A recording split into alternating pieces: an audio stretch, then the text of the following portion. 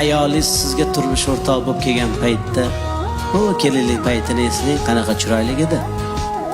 Qanaqa sarvqomat edi. Siz ko'rayotgan o'sha sarvqomatlardan ham sarvqomat edi. Siz o'sha internetda tomosha qilib o'tirgan go'zallardan ham go'zal edi.